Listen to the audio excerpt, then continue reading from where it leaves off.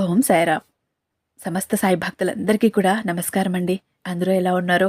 అందరూ కూడా బాబా గారి దయ వలన ఎప్పుడూ ఆనందంగా, ఆరోగ్యంగా ఉండాలని, మీరు కోరిన కోరికలన్నింటినీ కూడా బాబా గారు తీర్చేయాలని మీ తరపున నేను కూడా మనస్ఫూర్తిగా కోరుకుంటూ ఈరోజు వీడియో అయితే స్టార్ట్ చేస్తున్నాండి. ఇక ఈరోజు వీడియోలో బాబా గారు సాయి మాటగా నా నోట ఏం పలికించబోతున్నారు అంటే, బిడ్డా, ఈ శివయ్య మీద ఒట్టేసి చెప్తున్నాను తల్లి, నీ ప్రవర్తన మార్చుకోకపోతే నీ సాయి కూడా నీ సాయానికి రాడు బిడ్డా. ఆ తర్వాత నువ్వు ఎంత కన్నీళ్లు పెట్టినా, బాధపడినా, చింతపడినా ప్రయోజనం లేదు బిడ్డా. కాబట్టి నా మాట విను. నేను ఇప్పటికే నీకు చాలాసార్లు చెప్పాను, హెచ్చరించాను. మాట వినలేదు. మాట వినకపోతే ఏం చేస్తారు తల్లి? మాట చెప్తారు, హెచ్చరిస్తారు, మందలిస్తారు. దారికి రాకపోతే వదిలేస్తారు. నువ్వు కూడా ఆ పరిస్థితిలో పడకు బిడ్డా. ఎందుకంటే ఇప్పటికే నీకు చాలాసార్లు హెచ్చరించాను. నీ ప్రవర్తనలో నువ్వు మార్పు అన్నది తెచ్చుకోలేదు నువ్వు. నిన్ను నువ్వు మార్చుకోవటానికి ప్రయత్నించలేదు. ఇలా ఉంటే ఒకరోజు నువ్వు ఎంత అరిచి పిలిచినా కూడా నీ సాయి కూడా నీ సాయానికి రాడు బిడ్డా. జాగ్రత్త అంటూ బాబాగారైతే ఒక హెచ్చరికతో కూడిన సందేశంతో వచ్చారండి. బాబాగారు ఏం చెప్పినా కూడా మన భవిష్యత్తుకి అన్నది మనకు తెలుసు కదా.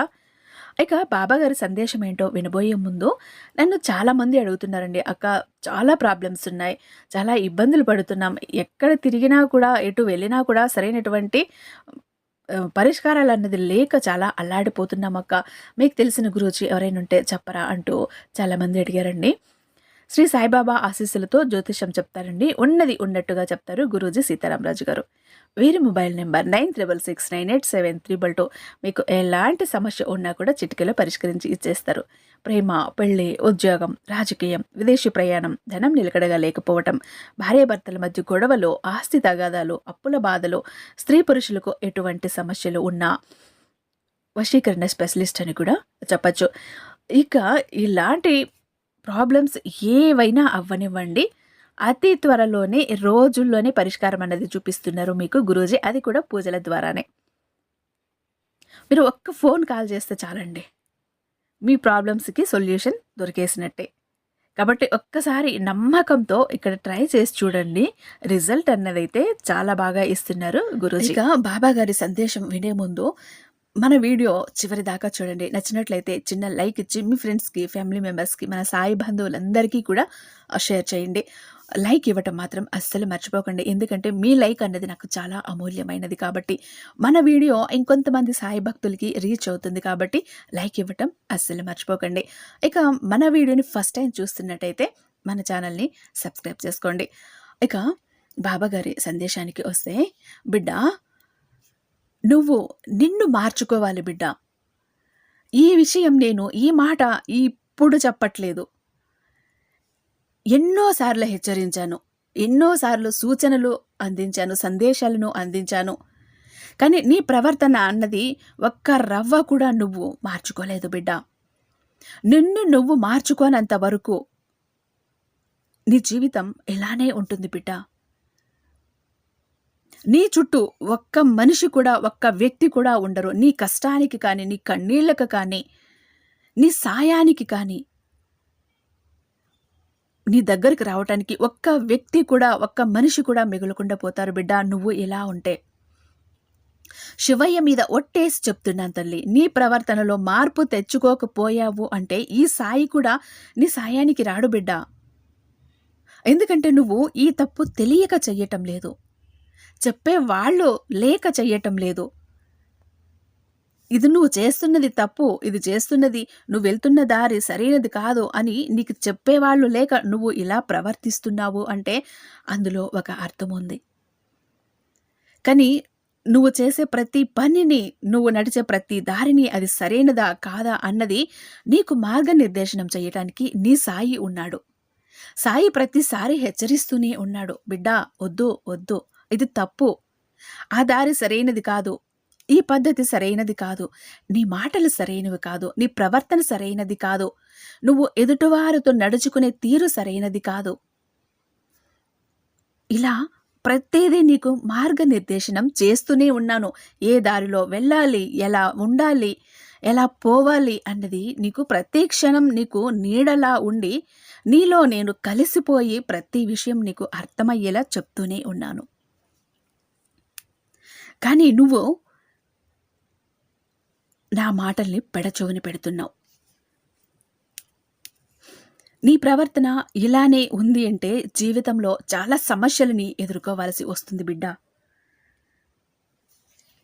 ఎంత పెద్ద కష్టం వచ్చినా కూడా నువ్వు ఒక్కదానివే ఎదుర్కోవాల్సి వస్తుంది. ఎదుర్కొని నిలబడగాల్సి వస్తుంది. అలా నిలబడే శక్తి, తట్టుకునే ధైర్యం ఆ రోజుకి నీకు ఉండదు. ఈరోజు ఉన్న మొండి పట్టుదల, మొండి ధైర్యం ఆ రోజు సన్నగిల్లుతాయి. అప్పుడు నా సాయానికి ఒక మనిషి ఉంటే బాగుండు కదా అని నువ్వు తహతహలాడిపోతావు. కానీ అప్పుడు నువ్వు ఎవరిని ఎంత పిలిచినా, తలిచినా, వాళ్ళ కోసం ఎంత ఎదురు చూసినా, అంగలాచినా కూడా వాళ్ళు నీకు అందనంత దూరంలో వెళ్ళిపోయి ఉంటారు బిడ్డ. జాగ్రత్త పడు. ఆ పరిస్థితి తెచ్చుకోకు. నీకంటూ ఒక్క మనిషి లేని జీవితం అది జీవితం కాదు బిడ్డ. నీకోసం ఒక 10 మంది అన్నవాళ్ళు, నీ చుట్టూ ఉంటేనే నీ జీవితం బాగుంటుంది బిడ్డ. కష్టానికైనా, సుఖానికైనా, సంతోషానికైనా, బాధకైనా, ఆనందానికైనా. నీకు బాధ కలిగినప్పుడు నీ బాధ నీకు చాలా దగ్గరగా ఉన్నవాళ్లకు, నీ మనసుకి దగ్గరగా ఉన్నవాళ్లకు నీ బాధను ఒక్కసారి చెప్పుకుంటే నీ మనసులోని సగం భారం దిగిపోతుంది బిడ్డ, తగ్గిపోతుంది. లేదా ఆ బాధ అలా పెట్టుకొని నీలో నువ్వే కుమిలిపోయి, రగిలిపోయి, ఏడుస్తూ ఉండిపోతావే కానీ నీ భారాన్ని దింపుకోలేవు. అలా మోస్తూనే ఉంటావు. జీవితాంతం ఆ భారాన్ని ఇలా మోసుకుంటూ వెళ్తావు. అదే నీ ఆప్తులు, నీ మనసుకి సన్నిహితులు ఒక్కరు ఉన్నా కూడా వాళ్ళతో ఇలా ఉంది నా మనసులో, ఇది పరిస్థితి, ఇలా వెళ్ళాలనుకుంటున్నాను, అర్థం కావటం లేదు, ఇలా చెయ్యాలనుకుంటున్నాను, నాకు ఈ సమస్య వచ్చింది, ఈ బాధ వచ్చింది, భరించలేకున్నాను అని చెప్తే నీ ఆప్తులు దానికి సరైన సమాధానం లేదా దారి చెప్తారు, లేదా నీకు ఓదార్పు చెప్తారు. నీ మనశ్శాంతికి 4 మంచి మాటలు చెప్తారు. నీ మనసు తేలికపరిచే మాటలు చెప్తారు. అదే ఒక సంతోషం వచ్చింది, నీ బిడ్డ బాగా చదివి మంచి ఉద్యోగం వచ్చింది, లేదా నువ్వు ఇల్లు కొన్నావు, లేదా ఆస్తులు కొన్నావు, లేదా ఇంకా ఏదైనా పెద్దగా సాధించావు. అప్పుడు నీ సంతోషాన్ని పంచుకోవటానికి ఒక్క మనిషి వద్దా నీకు? ఒక్క మనిషి అవసరం లేదా? ఆ సంతోషాన్ని ఎవరితో పంచుకుంటావు? ఎంత కష్టపడ్డావు, సాధించావు, మనసు పట్టలేని సంతోషం, భరించలేని సంతోషం.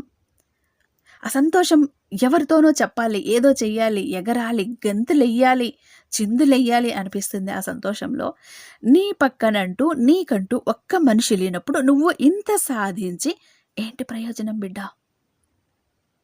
ఎవరితో చెప్పుకోగలవు నీ సంతోషాన్ని? ఎవరితో పంచుకోగలవు నీ సంతోషాన్ని? నేను ఇది చేశాను, నేను ఇది సాధించాను, నేను అనుకున్న ఎత్తుకి ఎదిగాను, నా జీవితంలో నేను ఎంతో ఆశపడింది నేను దక్కించుకున్నాను, నాకు కోరింది ఈరోజు నా సొంతం అయ్యింది, ఈరోజు నేను చాలా సంతోషంగా ఉన్నాను అంటూ నీ సంతోషాన్ని నువ్వు ఎవరితో పంచుకోగలవు? ఎప్పుడైనా ఆలోచించావా? నీకు అనారోగ్యం వచ్చి నువ్వు మంచాన పడితే కనీసం నీకు ఒక్క చుక్క మంచినీళ్ళు ఇవ్వటానికైనా ఒక్క వ్యక్తి రావాలి కదా?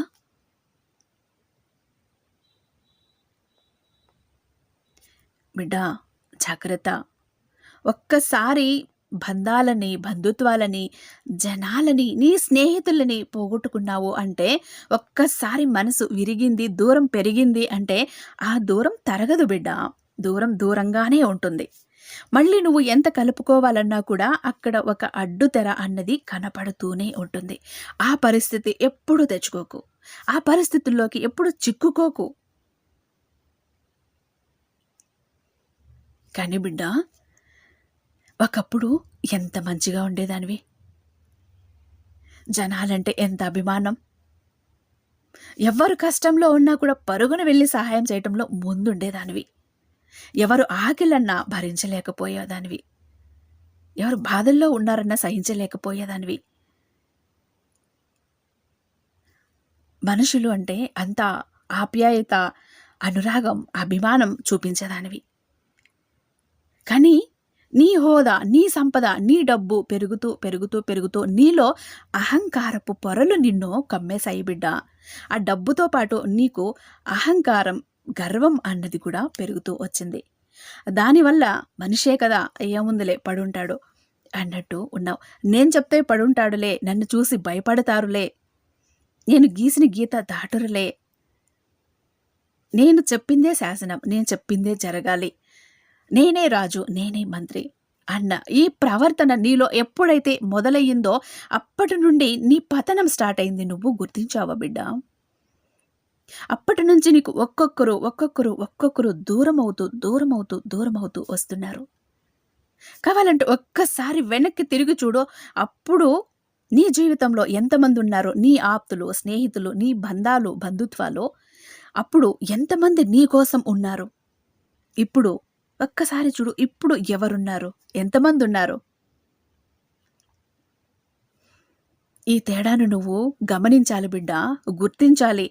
నీకు ఈ హెచ్చరిక నేను చాలా చాలా సార్లు చేశాను, నువ్వు అర్థం చేసుకోలేకపోయావు. ఇది నేను ఆఖరిసారిగా హెచ్చరిస్తున్నాను. ఎందుకు అంటే నువ్వు నా బిడ్డవు కాబట్టి, నన్నెంతో నమ్ముతావు కాబట్టి, ప్రతి నీ బాధ సంతోషాన్ని నాకు చెప్పుకుంటావు కాబట్టి, నీ సాయానికి ఈరోజు మాత్రమే వచ్చా, ఇదే ఆఖరిసారి అవుతుంది. ఇప్పటితో నీ ప్రవర్తన నువ్వు మార్చుకోకపోయావు అంటే నేను కూడా ఏమీ చెయ్యలేను బిడ్డ. ఎందుకంటే నీకు చెప్పి చెప్పి విసిగిపోయాను కాబట్టి నాకు కూడా విసుగొచ్చేసింది. ఎంత చెప్పినా కూడా తను ప్రవర్తన మార్చుకోవటం లేదు, తన ప్రవర్తనలో మార్పు రావటం లేదు, తన మొండి పట్టుదల విడవట్లేదు అని నాకు కూడా విరక్తి వచ్చేసింది బిడ్డ. అందుకే ఇది ఆఖరి అవకాశంగా మనసులో పెట్టుకొని నువ్వు ఎలా మసులుకుంటావు అన్నదాని మీద నీ జీవితం అయితే ఆధారపడి ఉందని నువ్వు గుర్తుంచుకోవాలి బిడ్డ. నా సాయి ఇంతగా చెప్తున్నాడు కదా, నా కోసం ఇంతలా చెప్తున్నాడు కదా, ఇన్ని మంచి మాటలు చెప్తున్నాడు కదా అని ఒక్క క్షణం నువ్వు ఆలోచించినా కూడా నీ ప్రవర్తన అన్నదాన్ని నువ్వు తప్పకుండా మార్చుకుంటావు. నువ్వు అలా మారితేనే నీ జీవితం, భవిష్యత్తు ఎంతో బాగుంటుంది. డబ్బు ఎప్పుడూ కూడా శాశ్వతం కాదు బిడ్డ. మనిషి జీవితానికి డబ్బు అవసరం అంతే. కానీ నువ్వు బాధలో ఉన్నప్పుడు, లేదా నువ్వు ఆరోగ్యం చెడిపోయి మంచాన పడ్డప్పుడు వచ్చి నీ కన్నీళ్లు తుడుస్తుందా నీ డబ్బు? ఒక గ్లాస్ మంచినీళ్ళు ఇస్తుందా నీ డబ్బు? అనురాగం చూపిస్తుందా? ఆప్యాయత చూపిస్తుందా? లేదు బిడ్డ. ఇంకా మనిషి వ్యక్తిత్వాన్ని దిగజార్చేస్తుంది. మనిషికి కావాల్సినంత అహంకారాన్ని, పొగరని, తల పొగరని కూడా ఇస్తుంది. డబ్బుని నీ గుప్పిట్లో పెట్టుకో. డబ్బు గుప్పిట్లోకి ఎప్పుడూ నువ్వు వెళ్ళకు బిడ్డ. అలా వెళ్ళావు అంటే నీ పతనానికి నువ్వే నాంది పలుకుతున్నట్టు. డబ్బును ఎప్పుడైతే నీ కంట్రోల్లో పెట్టుకొని నువ్వు ఉంటావో నీ జీవితం చాలా బాగుంటుంది. అది నిన్ను ఆడించటానికి, శాసించటానికి కూడా ధైర్యం చేయదు. అది నువ్వు డబ్బు చేతుల్లోకి ఒక్కసారి వెళ్ళిపోయావంటే నిన్ను ఆడిస్తుంది, శాసిస్తుంది, నీ నెత్తి మీదకెక్కి నాట్యం చేస్తుంది. నీకు కన్ను మిన్ను కానకుండా చేస్తుంది, జనాల విలువ తెలియనివ్వకుండా చేస్తుంది. మనుషులంటే ఇంతేనా, వీళ్ళ విలువ ఇంతే కదా, వీళ్ళు చీపురు పుల్ల కంటే హీనం కదా అన్న ఆలోచనలు నీకు తెప్పిస్తుంది. కాబట్టి జాగ్రత్త. ఈ సాయి మాటలని వింటావో, పెడచెవిన పెడతావో, వదిలేస్తావో, వదులుకుంటావో నీ ఇష్టం బిడ్డ. ఆఖరి హెచ్చరికైతే నీకు చేస్తున్నాను తల్లి నేను అంటూ ఈరోజు బాబాగారైతే చాలా అద్భుతమైన సందేశాన్ని అందించారండి. మరి మీకు ఈ వీడియో నచ్చే ఉందని భావిస్తున్నాను. రేపు మరొక మంచి వీడియోతో మీ ముందుంటాను. అంతటిదాకా సర్వేజన సుఖినో భవంతు. ఓం సాయిరాం.